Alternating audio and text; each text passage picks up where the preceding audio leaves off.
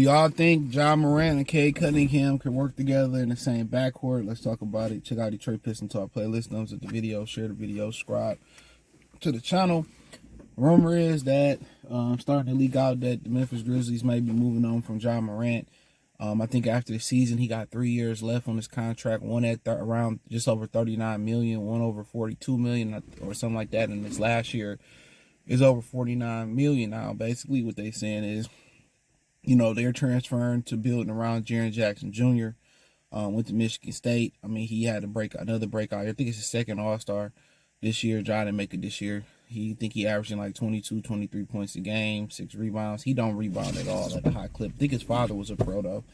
I'm not a Jaren Jackson fan at all. I don't like motherfuckers 7 foot who ain't gonna get you 10 rebounds a game and who want to shoot. He's shooting 5 threes a game. I'm good. I despise them motherfuckers, bro. It ain't nothing personal. I just don't like him. I don't like beta male big fellas, you know. Like him, Anthony Davis, like, you know, I don't want to be a center. I want to, you know, Karl Anthony Towns, them old soft, zesty ass motherfuckers, man. Excuse my language. It just irks my nerves. When I see big fellas I don't like them. I like my big fellas, you know, bare minimum like Kevin Garnett. You know what I'm saying? Somebody like that, Dirk Nowitzki. It took a while for Dirk to go post up, but he figured it out, and hopefully those guys do too. But Jaren Jackson just soft to me. You don't go out there and get 10 rebounds, you don't post up, and you chucking up 6 threes a game. Like, good luck, Memphis. So Memphis right now sitting at second in the West, and you know, when you in them small markets, it's all about cutting cost. Denver won the championship, and they didn't want to pay, spend no more money to keep Bruce Brown around. They didn't want to pay him. So when you in those small markets, they don't want to pay that money, man. And if they see what's disposable, and then another thing about it, he played 32 games. I did the math. I think he missed 22 games in Memphis. They sitting at 54 games at the All-Star game, and he only played 32, so he constantly injured. But, you know, I mean, it'd be interesting. You know, obviously you would have the assets to send over there. You could send the first next year if you wish to do so.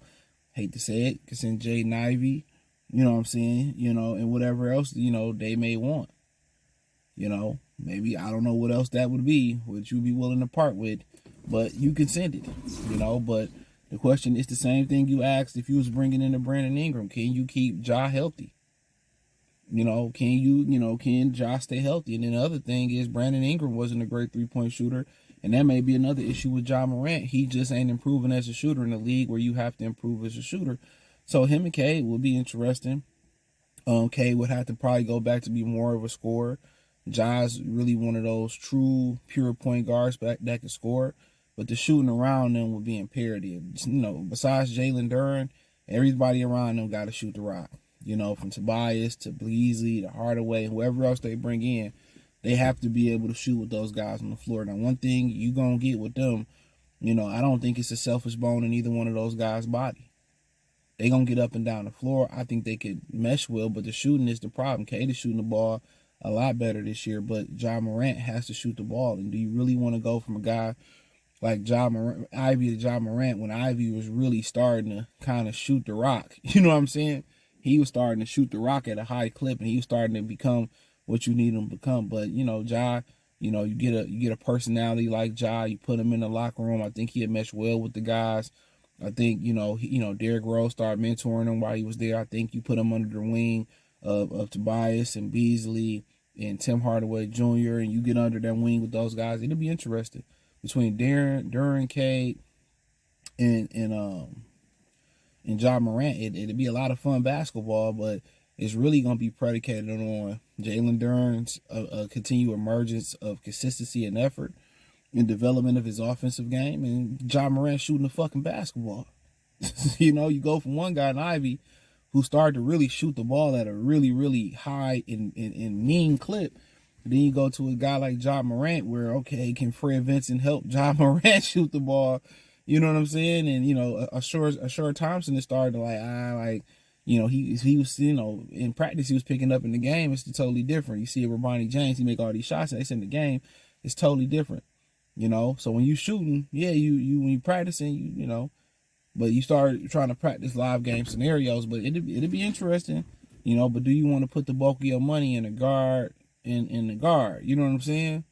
But one thing about Ja, he gonna bring a personality. He gonna be in grit. He gonna fit perfect with those guys as far as from personality, defensively accountable, durability, and shooting is the problem. You know, that'll be the problem. But man, Ja will turn the city up. Memphis would be mad that he gone, but now they traded Luka. Oh, we trade all you fools. You know what I'm saying? If you don't fall in line, I tell me this door was open the whole time. That's wild. That's wild. I've been going around the whole building all morning, freezing my ass off, and I could have went down this door. They don't tell you shit. I swear to God, they don't tell you shit. I'm just assuming it just start back working. This made me feel better. But yeah, man. I mean, but quite frankly, in a perfect world, like you be like, well, what's the perfect person that the Pistons need if they could pick them up? In a perfect world, it's probably a wing that fit what they doing, that can get their own bucket.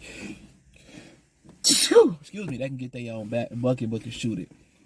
So when you start talking like, it's like, I ain't the greatest savant in NBA, knowing what's going on in the NBA right now. In reality, a guy like Franz Wagner. In reality, not saying they gonna get Franz at all, but that's the guy they missing. Somebody close to the comp of Franz Wagner. That's what they missing. I also can see them, a Devin Booker being a great fit for them because he fits with them. He fits with them. So I think you can plug him in. You can still keep Ivy if you wanted to. If you didn't, him and Cade could be a backcourt. You can move Cade to the 2. He could be the 1. Cade could be the 1. He could be the 2. You could bump Cade to the 3. He could be the 2. You can let somebody else be the 1. Like, it's a lot of versatility there in their games. You know, Booker could just, we knew him at Kentucky as a shooter. And then in the league, we knew him as somebody that was a flat out professional scorer. And then at one point when Chris Paul came, he became a true point guard. So his versatility, I think he's the guy that's at the top of my list. But if I'm talking about an ideal, prototypical fit, it's a guy like Franz Wagner that they're kind of missing. Somebody in that comp. Obviously Kevin Durant is longer in the tooth. But somebody in that comp, Kevin Durant, Franz Wagner, Jimmy Butler, somebody in that lane. Somebody in that lane, in my opinion. That's pretty much what you're missing. Somebody in that lane. But John Cade, that'd be fun to watch. But hey, let me know what you girls and guys think. Thumbs up the video, share the video, subscribe to the channel. The subscribe button is the bell icon button. Hit the link tree. You can check me out on my main channel, Goodfella TV, Free Game 89 channel. Check out the Patreon over in both of those channels. Facebook, Instagram, Spotify, Anchor, Cash App, Venmo, PayPal. Appreciate the love and support. Peace.